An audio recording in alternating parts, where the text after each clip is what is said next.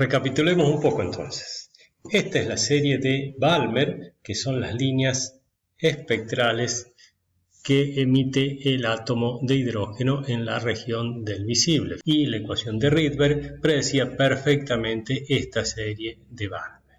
Ahora, la pregunta es, ¿los elementos emiten únicamente en el visible o también, si son excitados, pueden emitir radiación en el infrarrojo y en el ultravioleta? Y realmente eso ocurre. Tenemos más series espectrales. Acá tenemos esquematizado un poquito lo de recién, pero ampliado. Estas líneas espectrales corresponden a la serie de Balmer, la región del visible. A longitudes de onda más altas aparecen muchísimas otras líneas espectrales también. Estas son las del infrarrojo y se llaman serie de Paschen. Y Lyman trabajó con detectores en el ultravioleta y vio que los átomos de hidrógeno también emitían cuando eran excitados en el ultravioleta, y estas corresponden a las líneas espectrales que se llaman serie de Lyman. ¿Y cuál es la curiosidad o la sorpresa? Que la ecuación de Rydberg, con una muy pequeña modificación, no solo podía predecir perfectamente la posición de cada una de las líneas de la serie de Balmer, sino que también podía predecir cada una de estas líneas y cada una de estas otras líneas acá.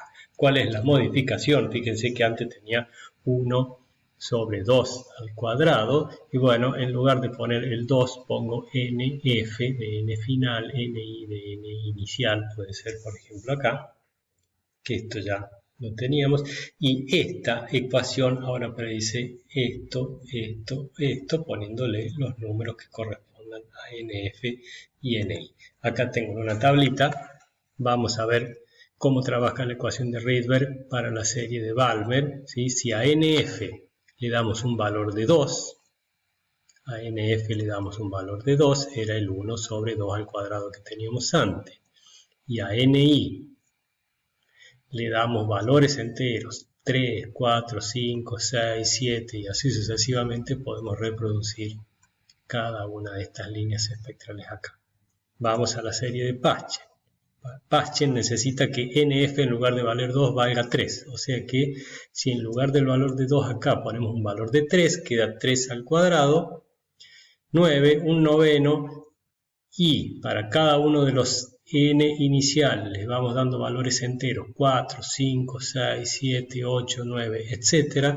Con esta misma ecuación reproducimos perfectamente cada una de estas líneas en el infrarrojo. Y bueno, para Lyman lo mismo, la ecuación funcionaba perfectamente, lo único que a NF había que darle un valor de 1, que a NI le vamos dando valores enteros 2, 3, 4, 5, podemos reproducir perfectamente esto. Entonces, la persona que pudiese explicar por qué los átomos emitían radiación con estas longitudes de onda características, y más aún, si podía elaborar un modelo de la estructura atómica, de la estructura electrónica, con ecuaciones y todo, que pudiese predecir de dónde surgía esta ecuación de Rydberg, seguramente obtenía el premio Nobel. ¿Y quién fue el que explicó eso? Y obtuvo el premio Nobel por esa explicación, Bohr. Niels Bohr, también de Dinamarca, postuló un modelo atómico en 1913, y con ese modelo atómico ya vamos a ver que podía explicar la posición de cada una de esas líneas espectrales del átomo de hidrógeno. ¿Qué decía el modelo de Bohr? Que el electrón se mueve en órbita circular alrededor del núcleo. Acá tenemos un esquemita de lo que sería un átomo en el centro, portador de carga positiva, el núcleo bien chiquito, y en todo este espacio exterior del núcleo estaban los electrones. Pero los electrones, de acuerdo al modelo de Bohr, ya vamos a ver que esto no es tan correcto, de acuerdo al modelo de Bohr, los electrones se movían en órbitas circulares bien definidas alrededor del núcleo. A esta la vamos a llamar órbita 1, que es la más cercana al núcleo, órbita 2, la que sigue, órbita 3, órbita 4, 5, 6, 7, etcétera, etcétera, etcétera. Otra cosa que decía el modelo atómico de Bohr es que en una órbita los electrones ocupan un cierto estado energético permitido y no liberan energía mientras están en ese estado. ¿Qué significa eso? Que si tenemos un electrón en la órbita 1, el electrón ahí tiene una cierta energía, que es la que corresponde a la órbita 1. Mientras esté en la órbita 1, el átomo no absorbe ni libera energía, el electrón no absorbe ni libera energía, se mantiene con esa energía que es la que le corresponde a la órbita 1. Si está en la órbita 2, tiene la energía que le corresponde a la órbita 2 y así sucesivamente. El electrón no puede estar en una región, de acuerdo a este modelo, en una región entre la órbita 1 y la órbita 2. Son situaciones no permitidas, son estados no permitidos. O sea que la energía que puede tener el electrón es la que corresponde a la órbita 1 cuando está acá, a la 2 cuando está acá, a la 3 o a la 4. Pero no puede tener valores de energía intermedios. Eso quiere decir los electrones ocupan un cierto estado energético permitido. Pueden tener solamente los valores que corresponden a estas órbitas y no valores diferentes a eso. Y lo que explica la emisión o la absorción de radiación electromagnética, lo que explica las líneas espectrales, es esta partecita acá, que ya la vamos a ver en ecuaciones en las transparencias siguientes. Cuando un electrón pasa de una órbita a otra, absorbe o libera energía en forma de radiación electromagnética. La energía de esa radiación era igual a h por nu, o sea, constante de Planck por la frecuencia de la radiación. La energía de esa radiación debe ser igual a la diferencia de energía entre las dos órbitas entre las que se está moviendo el electrón. De nuevo, vamos al esquema. Si tenemos un electrón acá en la órbita 1, tiene la energía de la órbita 1. Por eso acá les puse E sub 1, esto significa energía de la órbita 1. Y si quiere pasar a la órbita 2, no puede absorber cualquier valor de energía. Tiene que absorber un valor de energía exactamente igual a la diferencia de energía entre estas dos órbitas. Tenía inicialmente esta energía, absorbe un valor de energía exactamente igual a la diferencia y cae entonces en este estado, en la órbita 2, que es un nuevo estado permitido. Si absorbe un poquito menos, caería acá y eso no es permitido, o sea que no lo puede absorber. Y si absorbe un poquito más, caería por ahí y no es un estado permitido, entonces tampoco lo podría absorber. Solamente va a absorber radiación electromagnética cuya energía sea exactamente igual a la diferencia de energía entre estas dos órbitas. Si pasa de la órbita 1 a la 3, va a absorber radiación electromagnética cuya energía es exactamente igual a la diferencia entre esas dos. Y si pasa de la órbita 1 a la órbita 4, bueno, va a necesitar radiación electromagnética de otra longitud de onda, de otra energía, que haga que salte justo de acá hasta acá. No puede ser nada intermedio. En definitiva, eso es lo que está generando líneas espectrales bien características. Una línea espectral que estamos viendo en un espectro de emisión, por ejemplo, es radiación de longitud de onda que corresponde a la energía exactamente igual a la diferencia entre dos órbitas acá. Otra línea espectral sería la diferencia entre otras dos órbitas y así sucesivamente. Entonces no vamos a ver un continuo de radiación, sino que vamos a ver diferentes líneas espectrales. Bohr en su modelo tenía ecuaciones y desarrolló ecuaciones para, por ejemplo, la energía de cada una de las órbitas de los electrones. Acá está la ecuación para la energía. Ya van a ver que es una ecuación simple cuando les cuente todos los símbolos que tienen, que son todos símbolos conocidos. ¿Sí? La ecuación para la energía de cada órbita es E sub n, donde si a este n le damos un valor de 1, vamos a tener la energía de la órbita 1, si a n le damos un valor de 2, la energía de la órbita 2 y así sucesivamente. ¿Sí? Es igual a menos el número atómico, como Bohr explicaba esto para el átomo de hidrógeno. Esto es 1, ¿sí? 1 al cuadrado. Esta es la carga del electrón, que ya se conocía después de los experimentos de Millikan. La masa del electrón también ya se conocía de esos experimentos. 8,2 constante de Planck al cuadrado. Esta también es una constante cuyo valor se conocía, que se llama permitividad del vacío al cuadrado. Entonces son todas constantes excepto este valor n acá al cuadrado. Como todas estas son todas constantes, las vamos a agrupar en una sola y podemos reescribir esta misma ecuación de esta manera más simple. La energía de la órbita n es igual a menos RH, esto es toda una constante que se llama justamente la constante de Rydberg, por 1 sobre n al cuadrado, que es este n al cuadrado que teníamos acá. Entonces, si a n le damos un valor de 1, sacamos la cuenta, el valor de la constante de Rydberg se conoce y vamos a obtener la energía de la órbita 1. Si a n le damos el valor de 2, vamos a obtener la energía de la órbita 2. Si le damos un valor de 3, el de la órbita 3. Y así sucesivamente. Fíjense que n, para dar los valores de energía, no puede tomar cualquier valor. Tienen que ser solamente valores enteros. 1 para la órbita 1, 2 para la 2, 3 para la 3, etc. Si n vale, por ejemplo, 2,727 y lo ponemos acá, vamos a calcular un valor que no tiene nada que ver con la energía de los electrones en un átomo. Tiene que valer estos valores enteros y con cada uno de esos valores enteros vamos a calcular perfectamente el valor de cada uno de la energía de los electrones en las órbitas.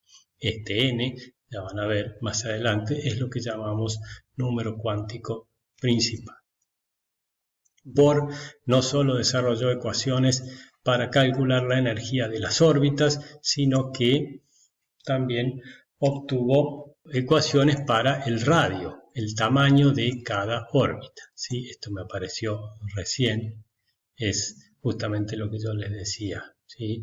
En su ecuación, Bohr deduce que la energía depende de un número n que solo puede adquirir valores enteros. Pero pasemos ahora al radio de cada órbita, que es esta, la ecuación para el radio de cada órbita. Los símbolos son más o menos lo mismo. Acá nos aparece el n, constante de Planck, permitividad del vacío, pi, masa del electrón, número atómico, carga del electrón. Son todos valores que se conocen y dándole un valor a n igual a 1, vamos a obtener el radio de la órbita 1.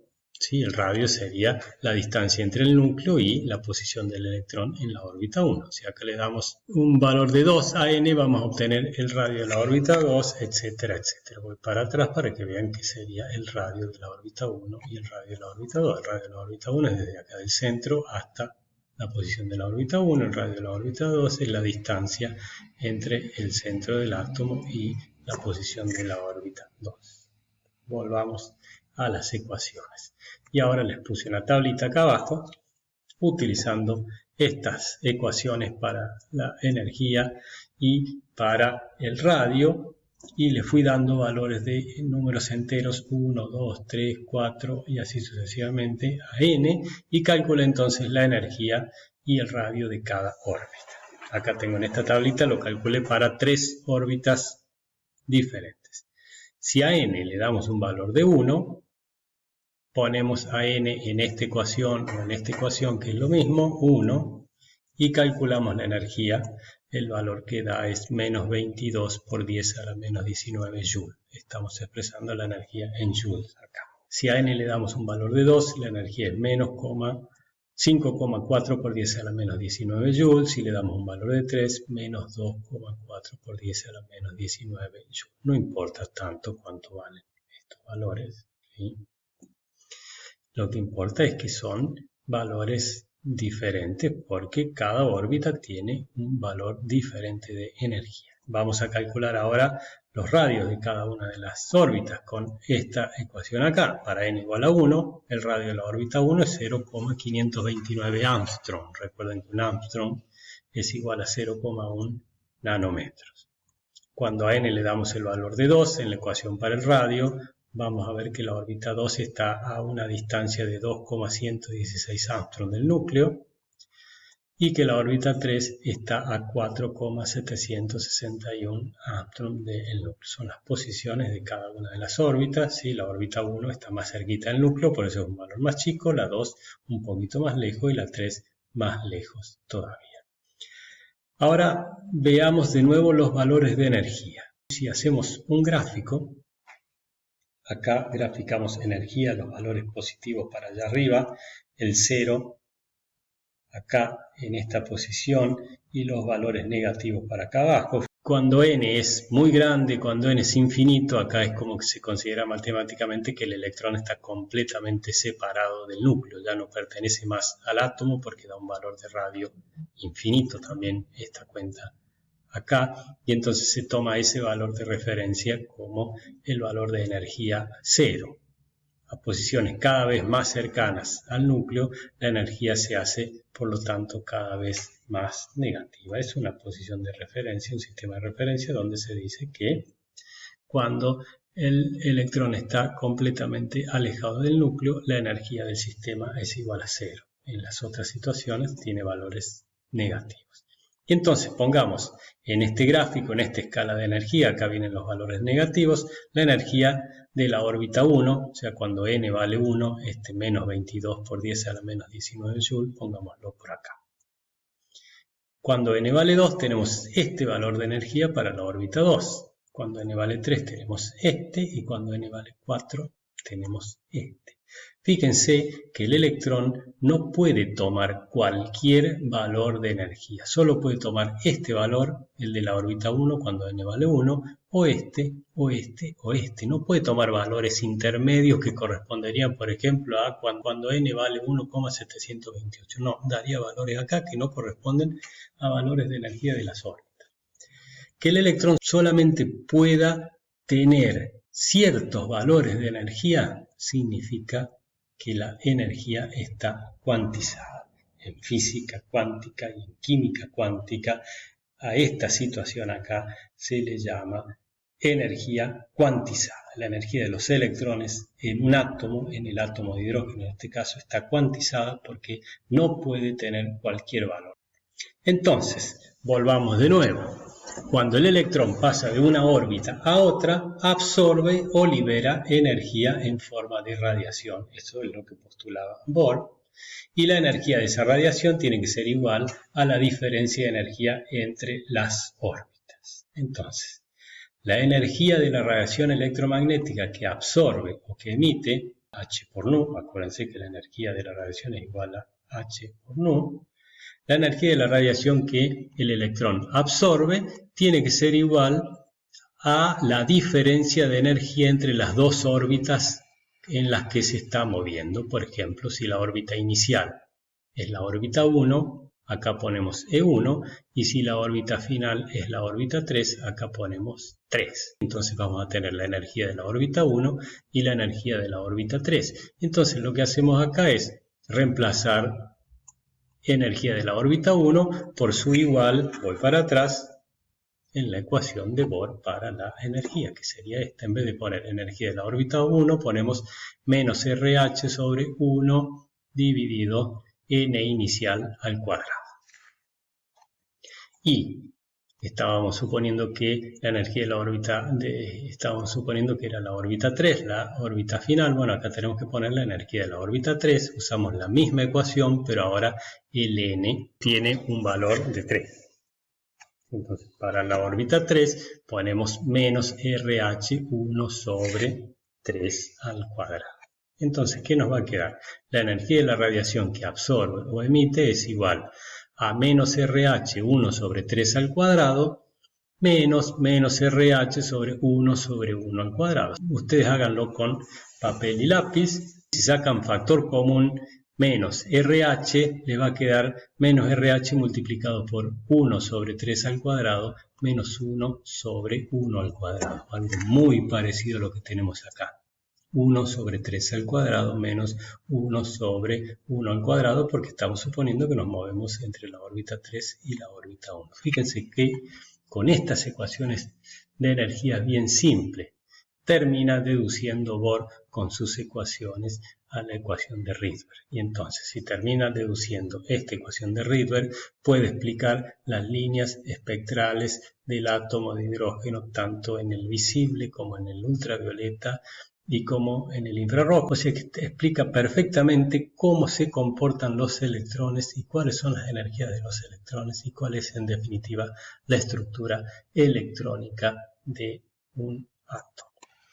Para ir cerrando entonces, acá tengo un resumen de todos los dibujitos que les mostré recién, algunos más sofisticados. Tenemos las series espectrales de Lyman en el ultravioleta, la de Balmer en el visible y la de Paschen en el infrarrojo, y acá este grafiquito con las energías de cada una de las órbitas de acuerdo al modelo de Bohr. Fíjense que esto es un poquito más sofisticado que lo que les mostré recién. A ver, déjenme ir para atrás. Acá, donde veíamos que la energía está cuantizada, tenemos la energía de la órbita 1 para n igual a 1, la de la órbita 2, la de la 3, 4, 5, etc. Entonces, supongamos que tenemos un electrón en la órbita 5, o esta sería la órbita 6 acá. Un electrón en la órbita 6, y ese electrón tiene alta energía y entonces pasa de la órbita 6 a la órbita 2. ¿Qué es lo que tiene que hacer? Liberar radiación electromagnética que justamente tenga una energía igual a la diferencia de energía entre esas dos órbitas. Va a tener entonces una longitud de onda y una frecuencia que se correspondan justo con la energía que es la diferencia entre esas dos órbitas. Si pasa de la órbita 5, va a emitir radiación de otra frecuencia, porque de otra energía, de otra longitud de onda, que cumpla justamente con la condición de que su energía sea igual a la diferencia entre estas dos órbitas. Y si pasa de la 4 a la 2, va a emitir radiación electromagnética de otra longitud de onda y acá de otra longitud de onda. Cada uno de estos pasos correspondería a una línea en la serie espectral en el visible. Cuando las transiciones electrónicas, así se dice, cuando las transiciones electrónicas entre las órbitas terminan todas en la órbita número 2, las energías, las longitudes de onda que corresponden a las radiaciones de esas transiciones son todas las que corresponden al visible, a la serie de Balmer. Cuando las transiciones electrónicas terminan todas en el nivel 1, fíjense que son más energéticas, las diferencias de energía son más grandes, corresponden a las líneas espectrales de la serie de Lyman. Y cuando todas terminan en la órbita número 3, son de menor energía, de mayores longitudes de onda, por eso todas esas corresponden a la serie de Paschen. Con su modelo, bueno, acá es lo mismo, nomás que no estamos viendo para el visible, para Balmer, vamos de esta órbita a la 2, de esta otra a la 2, de esa a la 2 y de esa a la 2. Y para la de Lyman todas terminan en la 1 y para la de Paschen todas terminan en la 3. Esto es esquemáticamente equivalente a esto otro acá. El modelo de Bohr entonces pudo predecir perfectamente la posición de cada una de estas líneas espectrales porque con sus ecuaciones pudo deducir la ecuación de Rydberg. ¿Sí? La ecuación de Rydberg explica cada una de esas líneas espectrales. Obviamente por este modelo y por esta estructura y por esta imagen de la estructura electrónica de los átomos obtuvo el premio Nobel. Pero es así como funcionan las cosas y más o menos.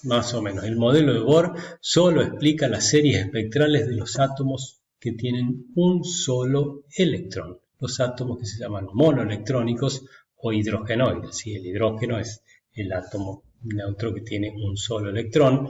Todos los cationes, por ejemplo como el helio más o el litio 2+, etcétera, etcétera, todos los elementos que tengan un solo electrón, ¿sí? Se van a comportar perfectamente tal como dice el modelo de Bohr.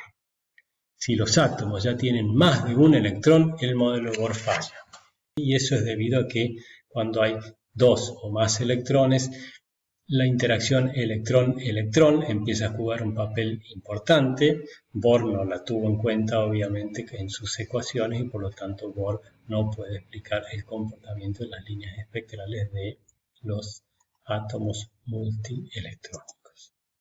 Y entonces acá aparece una nueva teoría.